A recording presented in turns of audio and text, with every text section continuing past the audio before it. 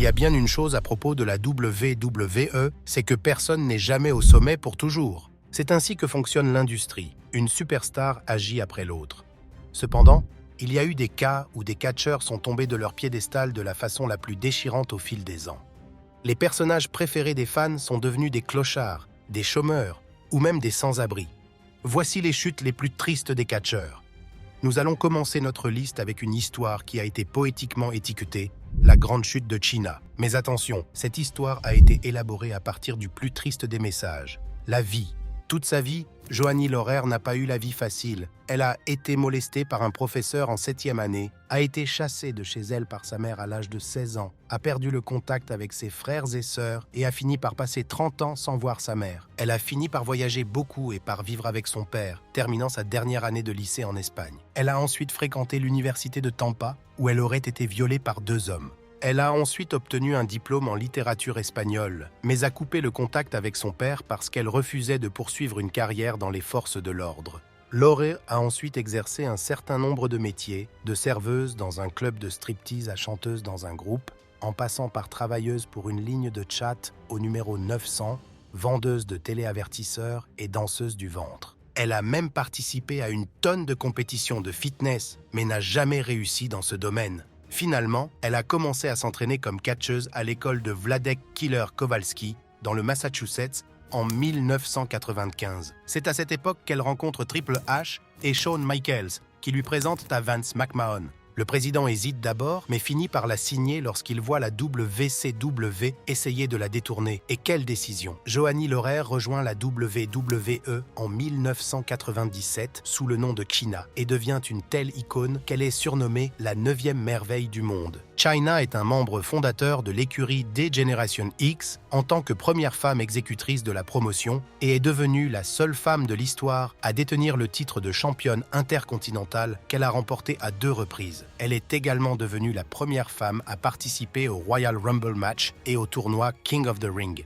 Et ce n'est qu'un début. S'il y a une chose qui a le plus marqué cette femme, c'est le fait qu'elle a affronté à plusieurs reprises des catcheurs masculins et qu'elle en est sortie vainqueur. Et nous ne parlons pas seulement de catcheurs de bas de tableau. Cette femme a enregistré des victoires individuelles sur des champions du monde à plusieurs reprises comme Triple H, Kurt Angle, Chris Jericho et Jeff Jarrett, devenant même l'aspirante numéro 1 au championnat de la WWE. Malgré tout ce succès, Joanie Laurer a toujours été une femme troublée. Tout d'abord, elle a souffert de dépression mentale à cause des fans et des personnalités en coulisses qui se moquaient de ses traits trop masculins. Pour y remédier, elle a subi plusieurs opérations sur son nez, ses seins et sa mâchoire.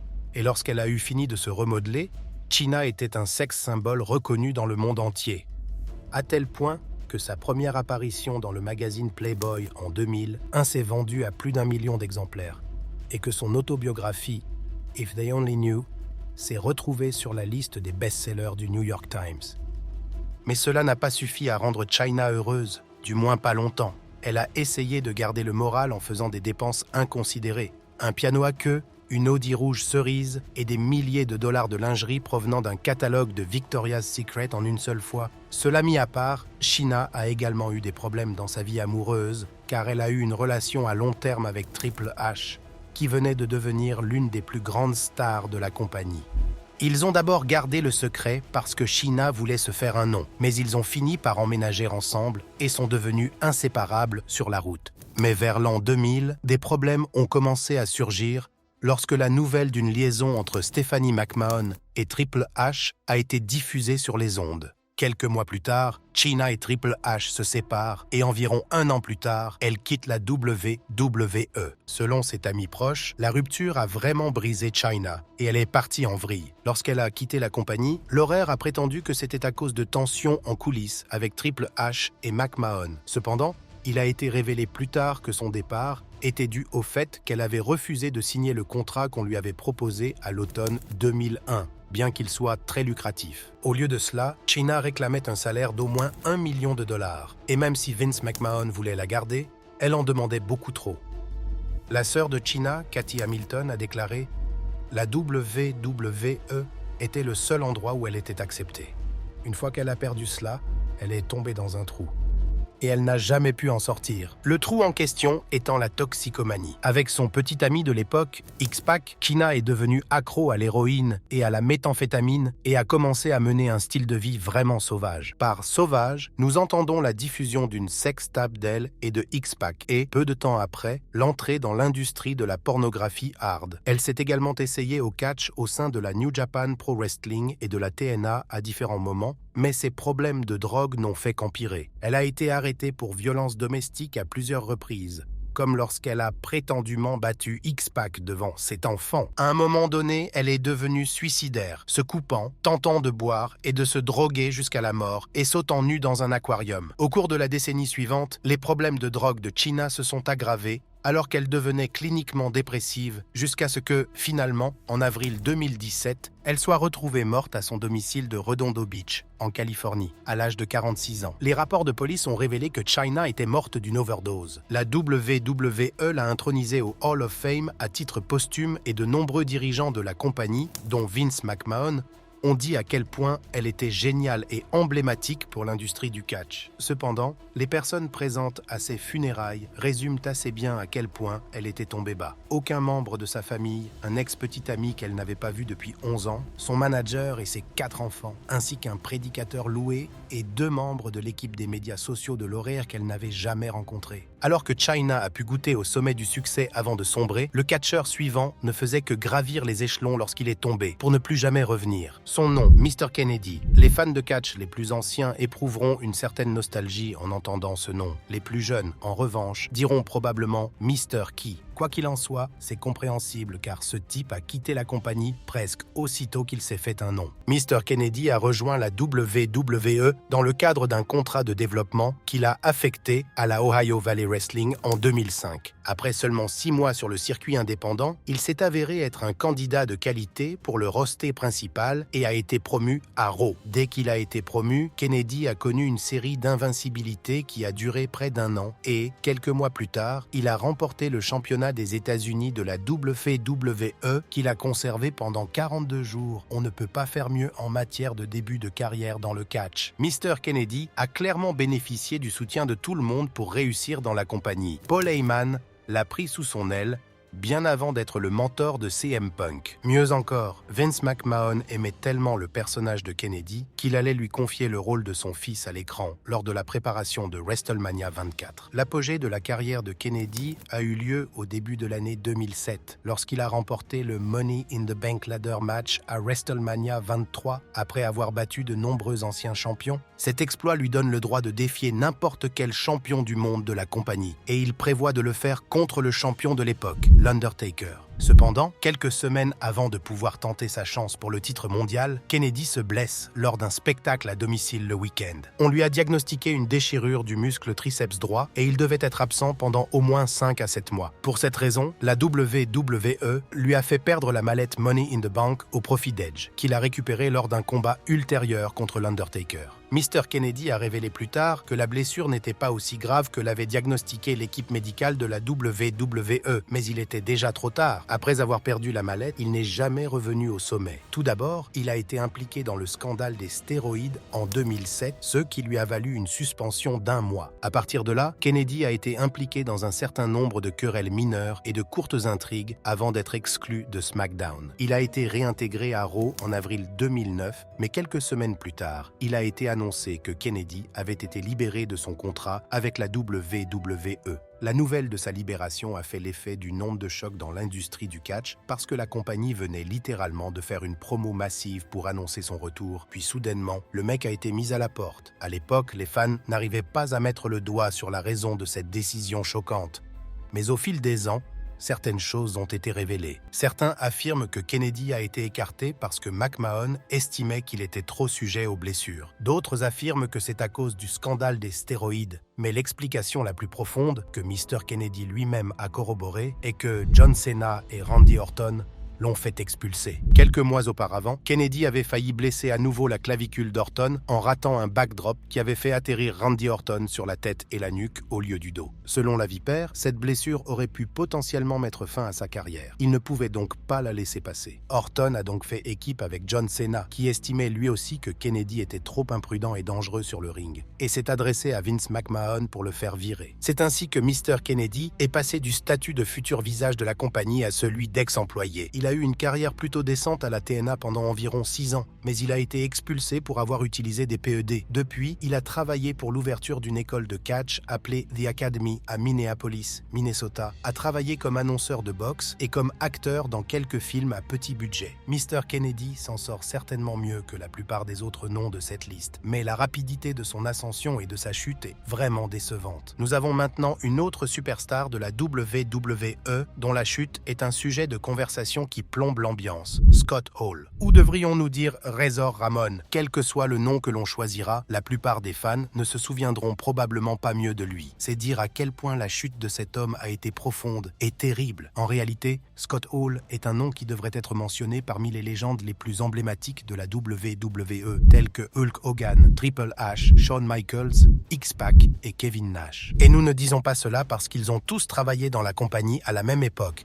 Scott Hall a en effet été l'un des membres fondateurs de la tristement célèbre faction NWO, aux côtés de Hogan et Nash, et il a également cofondé The Clique avec les autres superstars des années 90 que nous avons mentionnés plus haut. En matière de charisme, d'habileté et de technicité, Scott Hall avait tout ce qu'il fallait. C'est pourquoi il s'est hissé sur la plus grande scène de l'industrie quelques années seulement après le début de sa carrière de catch professionnel. Travaillant à la WWE de 1992 à 1996, Hall a remporté le championnat intercontinental à 4 reprises avant de quitter la compagnie pour rejoindre la promotion rivale, la WCW, dans le but d'obtenir plus de jours de congé. Il a bien eu ses jours de congé, mais son départ de la WWE a marqué le début de sa lente mais définitive déchéance. Ne nous méprenons pas, Hall a connu le succès pendant ses multiples séjours à la WCW, où il est devenu 2 fois champion poids lourd des États-Unis, 1 fois champion du monde de télévision et 7 fois champion du monde de tag team. Cependant, les problèmes d'alcoolisme qui ont fini par ruiner sa carrière ont commencé alors qu'il était dans la promotion rivale. En effet, ce qui a ruiné toute sa carrière, c'est l'alcoolisme et la toxicomanie. On a dit que ces problèmes étaient le résultat d'un syndrome de stress post-traumatique survenu en 1983 lorsque Hall a abattu un homme à l'extérieur d'une boîte de nuit à Orlando, en Floride. Il a été accusé de meurtre au second degré pour avoir tiré sur l'homme avec sa propre arme, bien qu'il ait prétendu qu'il s'agissait d'un cas de légitime défense. Les charges ont finalement été abandonnées faute de preuves, mais Scott Hall n'a plus jamais été le même. Et avant que vous ne vous disiez « Oh, il y a des problèmes plus graves pour un homme que de boire de l'alcool », voici quelques-uns des ennuis judiciaires dans lesquels Scott Hall s'est retrouvé. Il a été arrêté pour avoir tripoté une femme de 56 ans à l'extérieur d'un hôtel, pour avoir attaqué un comédien sur scène pendant un spectacle, pour trouble à l'ordre public et résistance à un officier de police, et pour avoir commis des violences conjugales sur sa petite amie, Lisa Howell. PS, dans tous ces cas, Scott Hall était complètement ivre au moment de son arrestation. Cela lui a également valu d'être renvoyé de la WWE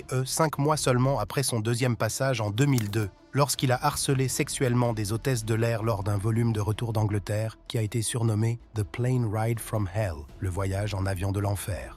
Scott Hall a travaillé dans une tonne d'autres promotions de catch, notamment l'ECW, la NJPW, la promotion World Wrestling Council basée à Porto Rico et la TNA. Au cas où vous ne l'auriez pas deviné, il a été renvoyé de plusieurs de ces promotions pour des problèmes d'abus de substances. Il a vraiment été pris en étau. À un moment donné, la WWE a financé son admission dans un centre de désintoxication. Lorsqu'il en est sorti, on lui a diagnostiqué de nombreuses complications de santé, comme une double pneumonie, de l'épilepsie et des problèmes cardiaques. Malgré cela, les addictions de Scott Hall ont persisté et sont devenues si graves qu'il a fait une overdose d'opioïdes et de benzodiazépines en 2010. Cet ami de longue date et collègues catcheurs comme Diamond Dallas Page, X-Pac et Kevin Nash lui ont offert leur aide en vivant avec lui le rechute chez Hall, à tel point qu'il a perdu du poids, passant de 130 kg à 95. Au moment de sa deuxième intronisation au Hall of Fame de la WWE en tant que membre de la NWO en 2021,